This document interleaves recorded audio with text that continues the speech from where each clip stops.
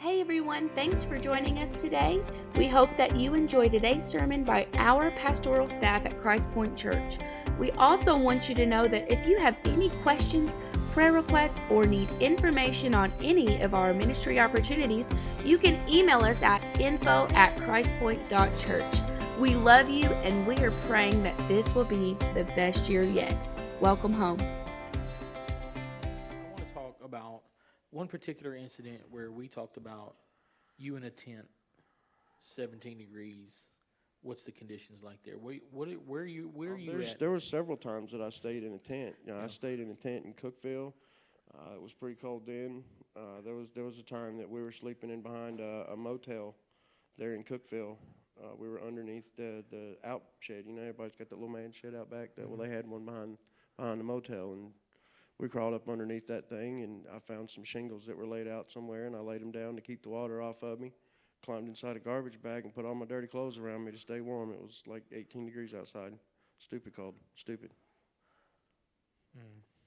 Didn't think there was no way out of that. Stealing food to eat. Yeah. Walking around aimlessly looking like whodunit. Begging for money. Crazy. Yeah. So you struggle with still that addiction, still hard. How are we coming out of this addiction? Because obviously we're here. How do we get to here from that point? Well, nobody really likes jail. I Right. had to do a little bit of that, and I've thought to myself, I need to do something different. And at one point in time, I remember scrolling through Facebook, sitting there, and I seen a friend of mine that I went to high school with. She was doing something different with her life, and she's been through a very, very, very similar story that I've been through. Mm-hmm. I seen she was learning to know the Lord, Mm-hmm. and fixing her own life. And I just made a simple comment. I said, I think I can do that. And the pinprick started. Yeah. When I was out there living homeless, one of the few places that I could visit my kids and my folks was right here in the sanctuary. So I could come here and I could see my kids, and something Steve would say or something you would say would hit a nerve, and I'd come up here on the front row and I'd cry, and Steve would pray with me, and I'd feel better, walk out of here. As soon as I get back to where I'm at, first thing that shows up in front of me, I'm getting high. Right. I mean, just to cover up the pain of knowing what I've done. Yeah. That's a hard load to carry. Yeah. Just to catch you guys up, Bob and Terry have custody of the kids, right? So they take the children and they're raising the children. Yes. So Bob and Terry, obviously, they're coming here, and so that you're coming here and just getting in the presence of God. And this is just seeping in. Just a little bit. Let me tell you. Yeah, let me tell you again. I can't tell you how many times Pastor Steve has said, Johnny, you got to love him in the gray area. You got to love him in the gray area. Because so many times we want somebody to come in as church folk, to come in and just be perfect little Christians. Like they don't have to struggle when they get out here. I don't like those people, though. Right. Most people don't. They're none here. It's okay. I know they're not. That's why I'm here. Right. So loving people in the gray area, even when they're,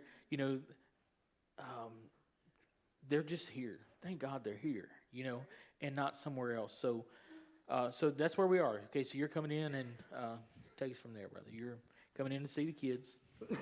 I come in and I see the kids, and I hear the gospel. I hear what God's doing in other people's life. I'll tell you something. I remember I got to witness, and I thought to myself, I want to be like that guy. His name was Chris. Mm-hmm. And I seen him battle with things, and I seen his victory, and I thought, again, I could do that. I think that's Miss Gwen's late husband. Yeah. I got to witness that, and Wow. It resonated with me, and That dude was awesome. It helped me. The thought was there. I Yeah. can do this. Yeah. I can do this. I can climb out of here. And the last time I was in jail, when I got out, I was dead set. I was locked in. I looked at my daughter through the glass for enough. I'd had enough. Yeah. Tell me about, for those who've not been on the other side of the glass, when you're talking to, especially your children on the other side, and you can't touch anyone, all you can do is put your hand on the glass. And your daughter does what? And she's crying. She's putting her hand on the glass. Mm-hmm. no touch. It's cold, y'all. That glass is cold. So even though you want that touch, that emotion, all you have in there is blocks and metal in plexiglass. That's it. So the coldness of that divider between you two will, man, it will just grab you like nothing else. When you're down, it'll stomp you. Yeah. I mean, when you're in there, you're already down. When you have to see your mama and you have to see your kids and know your daddy ain't stepping in there and coming to see you behind because you done it and you're going to sit through it. Yeah. You know it'll stomp you. Yeah, it'll get you for sure. All right, so you get out. I got out and I went to my folks' house. I shaved my beard off. Tried to clean up, look like somebody, and I ended up back with my ex-wife. And the first thing she did was pull out 2 Percocet. What'd you do with them? I snorted them as quick as I could. Yep. All that resolve was out the window. I snorted them just as quick as I could get to them. Yep. Crushed them up and gone. All right, so then, but still the reality, I guess, what hits you. So you, excuse me, where do you go? But you move in with somebody that makes a difference. Tell us about that. After that, I got into an argument with the ex-wife, and I got kicked out of where I thought I had a place to stay. Well, I moved in with my Aunt Pam. Okay. And things just start changing from there. I'd had enough. The I'd had enough was full. Yeah. And, I just started doing things different. I gained employment. I started surrounding myself with different people. I changed my phone number. And at that point in time, I knew who God was. I believed in God, but I didn't live it. I didn't walk it. I didn't buy in, I guess you could say. Yeah. So the whole time you're coming here, obviously it's ulterior motives. You get to see your kids and I get to see my kids. But man, just slowly. There's real cool people up here. This guy named Johnny I used to work with. Yeah, super. He is pretty cool. Right. He is kind of cool. Yeah, I like him now. He's all right. I didn't know about him at first.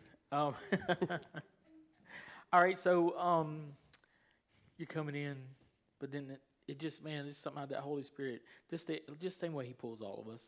And when we were going through and we're dealing with things in life, and like the Holy Spirit's like, hey, there's a better way. Why don't you come over here? Let me show you a better way. Absolutely. And so let's just go to RPM. How do you get? That's where I was headed. Yeah, with let's all do that. Where great minds think alike. It happens that way sometimes. Sometimes. Guy's named John. Yeah, it's what it is. So we're working. We're gaining ground. I'm staying with my aunt. I'm working a lot. Just trying to keep myself busy. Idle hands are the devil's playground. So I invest myself in work. Anytime if there's a work truck out there rolling, I was on it 7 days a week. It didn't matter. Yeah.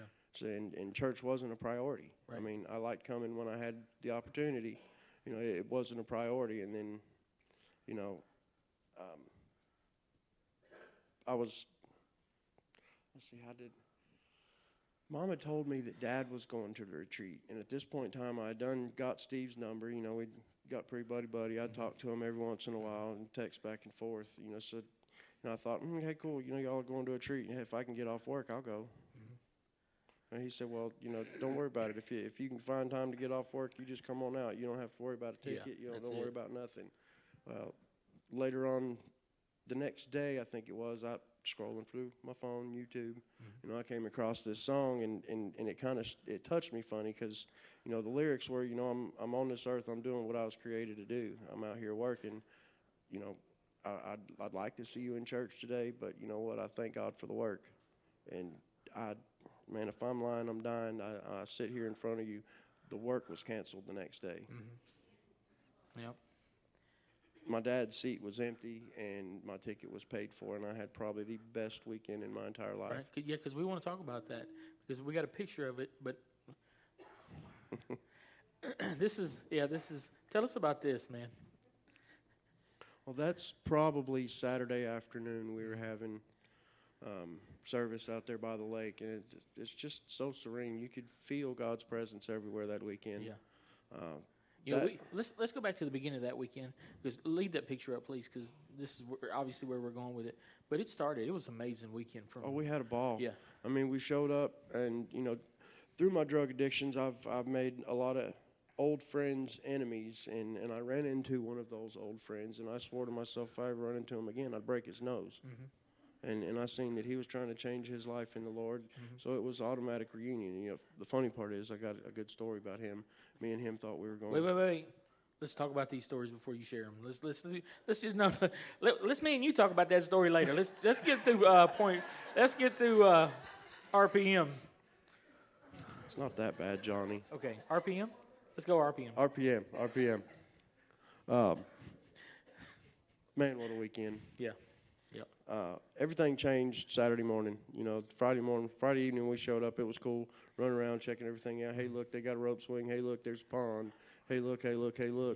What bunk you going to get in? Hey, let's have a farting contest. I mean, normal guy stuff, you know. Yes. Nothing special happened Friday night. The magic happened Saturday For the morning. record, the contest is always unsaid. It's just a given. Okay? Didn't you know not to tell me nothing I'd tell on you? Yeah, go with it. Okay, anyway.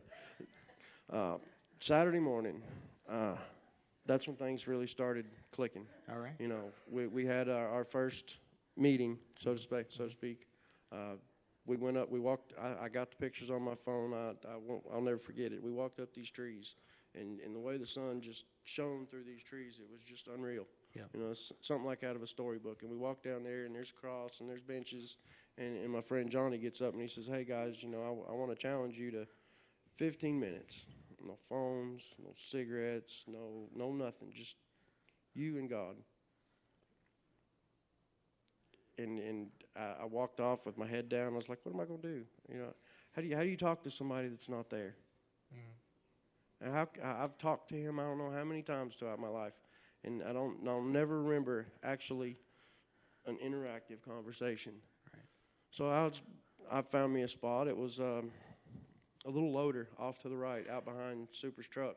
So I walked down there because that's what I felt familiar with, work. And I sat down in the wheel of this loader, and I set my little notebook down and set my phone down and my cigarettes, and I set all that down, and I sat there, and I thought, well, okay, Lord, obviously you got me here for a reason. So where you at? And then I sat there for about 30 seconds, and then all the wind stopped. It got super quiet. And then it started blowing again, but it was from different directions. One was coming this way, one was coming that way. And where all the leaves seemed to fall was right around where my daddy was sitting. I am the Father, is what I took out of it. And I said, okay, can I hear you? Is what I'm thinking in my mind. And a few seconds later, I hear a hawk or something squawk over in the distance. And I mean, at that point in time, the hairs, everything was popping up. And I start seeing something out of my eye. Like somebody's walking behind me, because I seen somebody go to my left as I was sitting down. So I looked to see if somebody was there, and there wasn't nobody there. And so I keep on thinking, and I'm trying to figure all this out. And I keep seeing it. It just keeps happening. And the last time I look over there, I see about an 8-foot figure. Nobody was there. But I seen the silhouette of an 8-foot person, and when I tell you I met God that day, I've felt him, I seen him, I instantly broke into tears, and I've done a lot of drugs in my day, Johnny, a lot of drugs. The list of what I haven't done is shorter than the list that I have, and I've never been that high. I talked to my fiance on break, and she asked me what if I'd packed anything in my suitcase and brought it with me. Because I sounded high. Yeah. I ran around there like a chicken with my head cut off. I had to do a little bit of everything. I had so much fun. I met so many wonderful people. My man Jason, we had us a contest out there. We shot skeet, and I actually gave him a run for his money. I never shot skeet a day in my life. Yeah. I don't know how to do that. I was born in Orlando. What? Okay. You're not supposed to lie in church, Jason. We see wait a minute. Not to say that it's okay to lie anywhere else. But it's especially not good to do it in the church. Oh, let's get back to RPM. Back to RPM, okay. All right, so Saturday rolls around, right? That is Saturday. So that is Saturday. That was Saturday morning. That picture right there? Yep. He just kept working. I could feel him. It was like he had his hands wrapped completely around me. It was an electric day, and when I got out there, that you hear the Bible say a lot, come humbly before me and I will show you. Yeah. That's as humble as it gets. That's that moment. I've finally let go of all that back.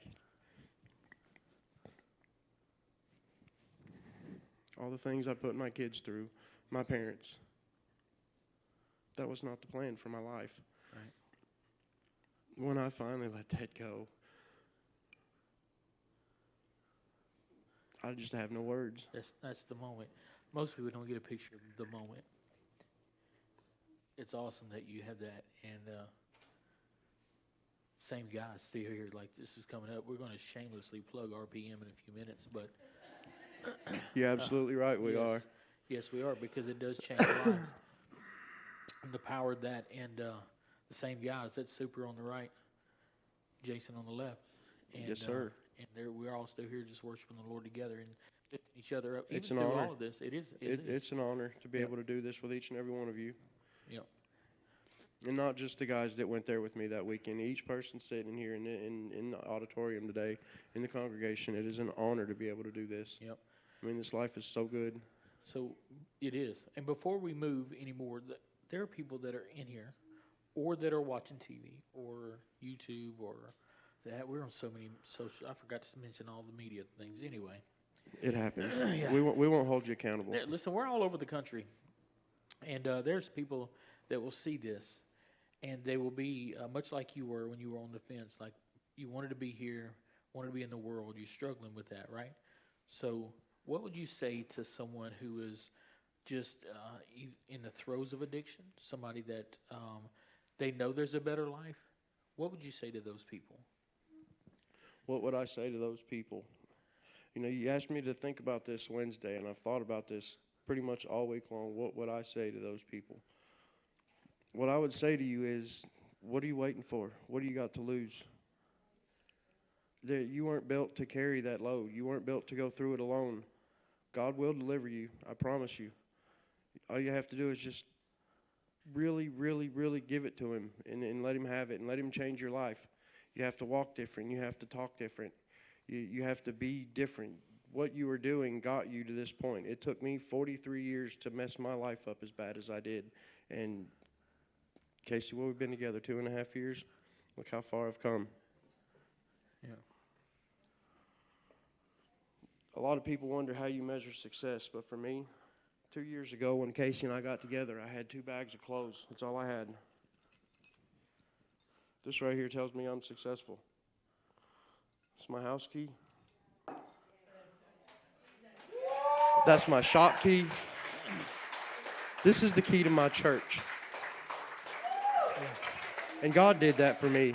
So just take a chance. So God takes this man from somebody that can't be trusted with anything. Nobody's going to give him the keys to their house. My parents locked their house. Wouldn't give you keys to the church. Your boss sure wouldn't give you keys to the shop, right? So when he says he measures success, that's the difference before Christ comes into your life and what God can do, because God can completely restore and make better than it ever was before. Amen. Yeah. And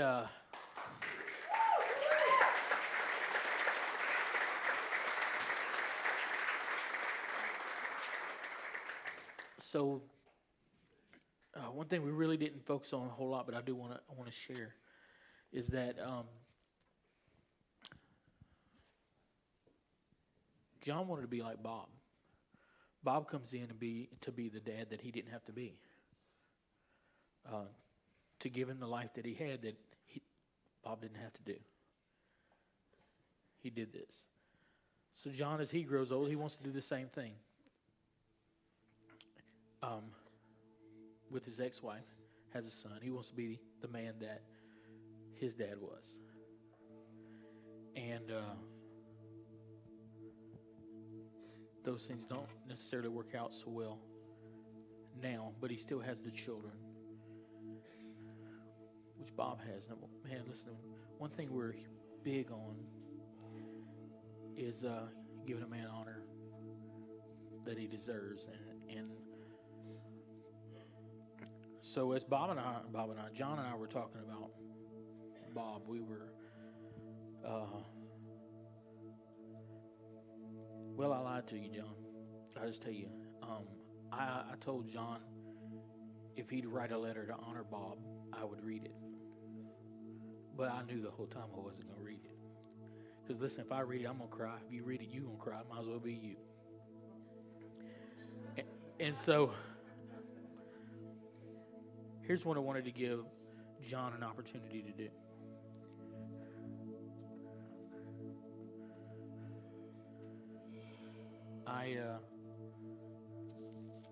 You don't know the effect that you have on people when you're just being you. When you're just doing the right thing. When you're stepping up and being a man that you don't really have to be.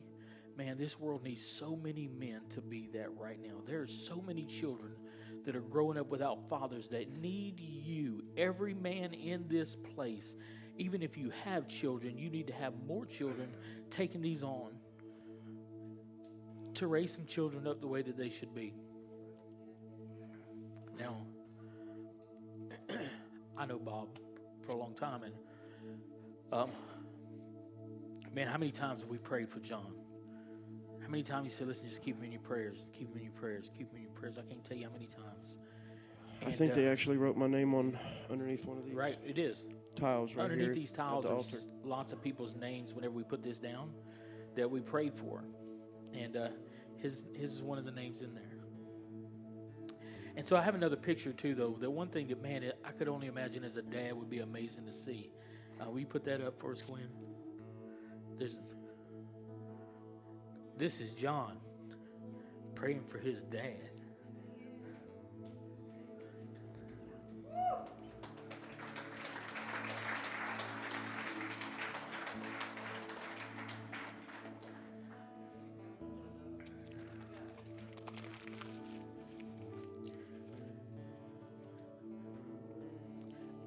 I just knew that you'd want to back out if we didn't. I didn't have you put that in writing. But this is your time. Actually, it's really not. This is an honor Bob moment. Because every one of you needs to be like Bob. You ready? But you crumpled it up. I know. It's because you already know what's on it. It took me 4 hours. It wouldn't have if you would have kept tearing it up, throwing it away, tearing it up, throwing it away. Realize it took me 43 years to write that letter. Yeah. Took me 43 seconds to crumple it. Shorter than that. Yeah. Well, 4.3. How about that, Bob? Attaboy. Listen, Bob doesn't do any of this for praise. Listen, you know, if anybody knows him, he's probably like, don't point me out right now. But I'm going to, because this is a man that should be honored. And this man, coming through all the things that he has, and from him for his dad or his father, just be praying for him to be where he is. He's going to honor him. Bob, will you come here? I'm going to give you my seat, brother.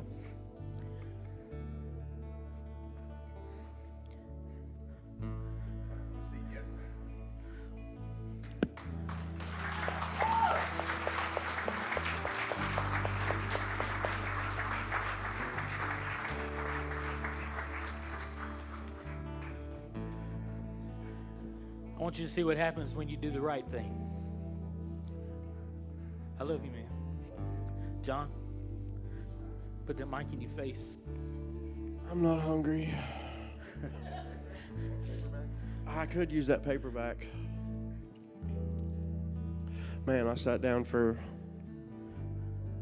4 hours yesterday trying to figure out that piece of paper. All I could get from it was I didn't want to write you a letter. I remember when I was high, I wrote you a bunch of letters blowing smoke up your butt. And I couldn't write you a letter no more. I wanted to show you that I was different, that I deserved your last name. I can't thank you enough for everything you've done for me. The red skyhawk, high stalk, whatever I called it. The high stalk, and you took me to see the space shuttle launch on the beach. The Disney World, the Boy Scouts, the baseball, the everything. I wouldn't have. I am not who I am today without you. Thank God.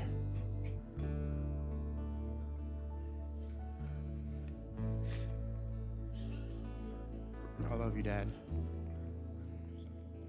I've been following you all my life, and the best thing I ever did was follow you last year. It changed my life. I thank you for everything you are, for the person you are in God now, the change I've seen in you since we were kids, to the patience you have now with mine, the patience you have with me. It's remarkable to see what God's done in you. I couldn't be more proud today to be John Adam Hart. I love you.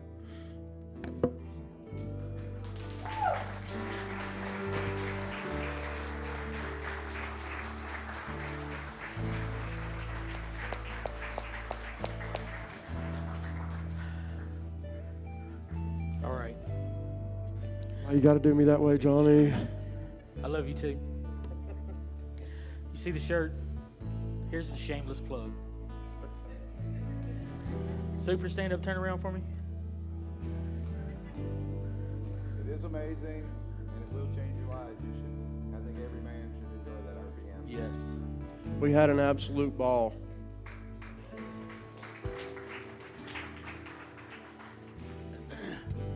RPM stands for Rediscovering the Powerful Man. And what we do is we focus on being men like Bob, to make a difference in people's lives. To make a difference in people's lives that we didn't have to, we chose to. And we want you to be a part of that. If you're a man, we want you to be at RPM. We want you to experience the things that we get to share. Like we got to share this moment with John, and then walk for the last year with him and see the change and the growth in him. And we do the same with every single man. If you're not signed up already for RPM, get signed up. It's just a few days of your life. Listen, we usually do it Thursday night, Friday, Saturday, and we'll stay Saturday night. A lot of times, just come on to church Sunday morning. We need you to be there, because if there's ever a time that the church needs men to be men, it's right now. And for men to be together in unity, it's right now. Hello again, and thank you for tuning in. I pray that today's sermon has spoken to your heart and has ministered to you well. We just want you to know that we have two locations, one at our Sparta campus, our main campus at Sparta on the square in Sparta, and our second campus is at Smithfield behind Ace Hardware. And we would love for you to call Christpoint Church your church home. And if you're viewing this and you can't get in to church, and you feel like you want to be a part of the church, then you can always be a part of the church. Just drop us a note and let us know that you enjoy being on board with us. And if you'd like to give and be a part of the ministry, then you can do that by just sending a check to one of the locations at 614 Murphy Street, Smithfield, 13 Liberty Square in Sparta, and we'll get you on the road. We just love you so much. And you can download the Christpoint Church of Tennessee app, and you can give online. So we are real people. We're living real lives, and we're serving a real God. And we just want to tell everyone, welcome home. We're so glad that you tuned in with us. Welcome home.